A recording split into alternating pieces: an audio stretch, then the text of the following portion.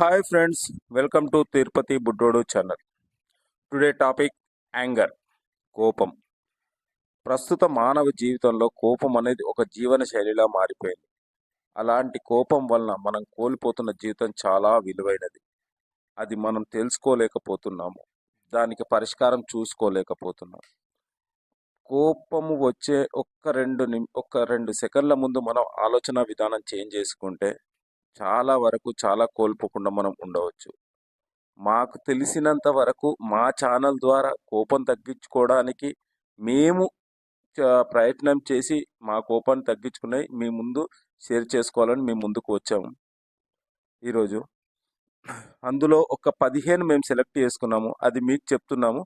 మీరు కూడా ఒకసారి ట్రై చేయండి. మీకు బాగుంటే మీరు వేరే వాళ్ళకి చెప్పండి. ప్రతిస్పందించే ముందు ఒక్క నిమిషం, ఒక్క సెకండ్ ఆగండి.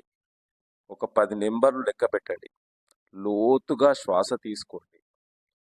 బయటికి ఒక 4 సెకండ్లు శ్వాస తీసుకొని అలానే స్లోగా వదలండి. ఎవ్వరు వాళ్ళు ఆవేశపడుతున్నప్పుడు, ఎదుటి వాళ్ళు కోపిస్తున్నప్పుడు మీ ముఖంలో చిరు దరహాసమే చూపెట్టాలి. మీరు అధిక స్మైల్ చేసినా ఎదుటి వాళ్ళ కోపం ఉన్నప్పుడు మీరు నవ్వుతున్నారనుకోండి, ఇంకా కోపం పెరుగుతుంది. ఒక్కసారి గట్టిగా శ్వాస తీసుకొని వదలండి. లేదంటారు అక్కడి నుంచి తాత్కాలికంగా మీరు ఆడ బాగా గొడవ అవుతున్నప్పుడు తాత్కాలికంగా మీరు 2 నిమిషాలు అలా కొద్దిసేపు బయటికి పోయి ఒక పీస్ఫుల్ ప్లేస్లో కూర్చొని తను ఏం మాట్లాడుతున్నాడు, దానికి మనం ఏం సమాధానం చెప్పాలని ఆలోచించుకోండి. ఎవ్రీడే మనకున్న ప్రెజరు, మనకున్న వర్క్ల వల్ల మనం కూడా కొద్దిగా స్ట్రెస్ ఫీల్ అయ్యి కోపం వస్తుంది. దీనివల్ల ఎర్లీ మార్నింగ్ యోగా కానీ, ధ్యానం కానీ, జిమ్ కానీ ఇలాంటి కొన్ని శారీరక వ్యాయామాలు చేసినప్పుడు మన మనసు, మన బాడీ కూడా కంట్రోల్లో ఉంటూ వస్తుంది. హాస్యానికి సంబంధించిన ఇప్పుడు మనం టీవీ చూస్తుంటాము, హర్రర్ సీరియళ్ళు, ఈ సీరియల్స్, కోపడరాలు ఇవి కాకుండా హాస్యానికి సంబంధించిన కొద్ది ఎక్కువ నవ్వడం మనం చాలా వరకు చూస్తుంటామండి. లాఫింగ్ క్లబ్ అని ఉంటుంది. దానివల్ల మన కండరాలకే కాకుండా మన మనసుకు కూడా మంచి ఎక్సర్సైజ్ జరుగుతుంది. అలాంటి కాకుండా మళ్ళీ ఇంకొకటి నిద్ర. ఇన్ టైంలో అంటే ఎప్పుడో మనం టీవీ చూసుకుంటా, ఫోన్ చూసుకుంటా బాగా స్ట్రెస్ అయిపోయి ఏదో అయిపోయి 11, 12 గంటలకు పడుకొని మార్నింగ్ 6, 7కి లేవడం ఇస్ నాట్ కరెక్ట్.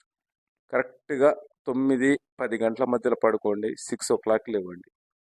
ఒక వారం రోజులు ఇలా ట్రై చేయండి. మీకు అంతకుముందు ఉన్న కోపాలు కానీ ఇంకేవైనా ఉన్నా కానీ మీకు ఎలా డిఫరెన్స్ కనపడుతుందో చూడండి.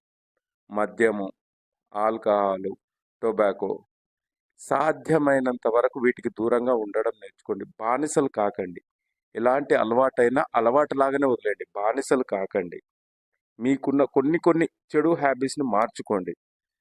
ఇంకా విషయం ఏమంటే మన దగ్గర ఉన్న మిత్రులు కానీ, మన రిలేషన్స్ కానీ, మన వాళ్ళు ఎవరైనా ఉంటే నీకు ఏదైనా సమస్య ఉన్నప్పుడు వాళ్ళతో కూర్చోండి. అంటే మనకు నమ్మకము, మనం ఏదైనా చెప్తే వాళ్ళు మనకు పరిష్కారం ఇస్తారు.